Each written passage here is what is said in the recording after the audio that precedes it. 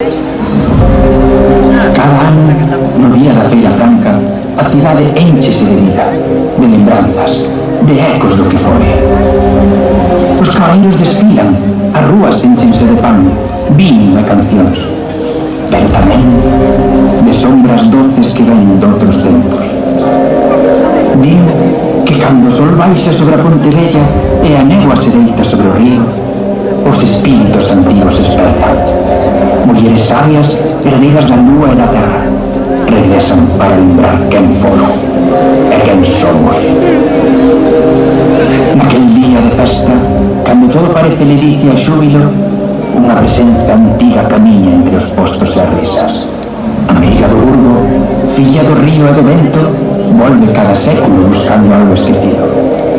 Non vinganza, senón memoria. Non medo, senón verdade. Porque hai feitizos que non prenden lume, senón luz. Esta noite iniciamos unha viaxe a través do tempo, do mito e da verdade, onde as meigas non son monstruos, senón mulleres que arderon por non calar.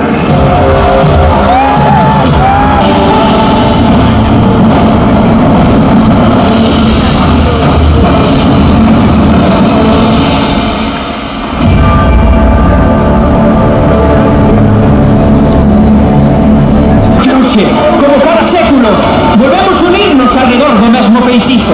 A festa que transforma o paso do tempo en celebración. Hai Feira Franca en Pontevedra.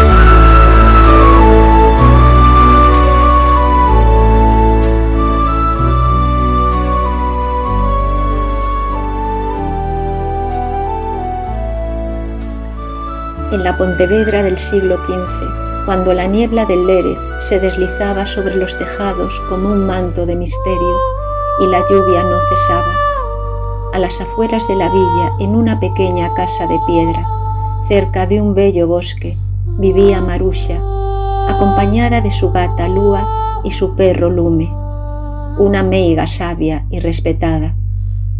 La gente acudía a ella en secreto, los marineros para pedirle viento favorable, las mujeres para sanar a sus hijos enfermos y hasta algún noble ocultando el rostro para liberarse de su mal de amores. Marusha hablaba con la tierra, los árboles, los animalitos del bosque y con el río. Ella era una mujer que sanaba, contaba con una gran sabiduría y poder interior. Su abuela le había enseñado palabras mágicas con mucho poder, pero nunca para hacer el mal. En su casa de piedra, Marusha guardaba frascos de hierbas secas, agua recogida en la noche de San Juan y figuras de madera que tallaba bajo la luna. Nunca cobraba con dinero, sino con pan, vino y un poco de sal. Pero el rumor de sus artes llegó a los oídos del Santo Oficio. Decían que la habían visto susurrando palabras extrañas al río y que las cosechas crecían más fértiles tras sus conjuros. La Inquisición la vigilaba, pero el pueblo la defendía. Non é unha bruxa, é meiga boa, sen ela morrirían os nenos e secarían as terras. Acudía al mercadillo que se realizaba en la villa de Pontevedra una vez al año, con sus figuritas de madera y mermeladas de flores. Llamaba la atención por su serena belleza y grandes ojos color miel. En las noches de verano, bajo la luna llena, Marusha, a la ribera del Lérez, llenaba un cuenco de barro con agua del río y arrodillaba pronunciaba: «Eu non fago mal, só gardo a vida que nos dá a terra». El río todavía guarda el reflejo de Marusha, y aquellos que se acercan con un corazón limpio la pueden contemplar.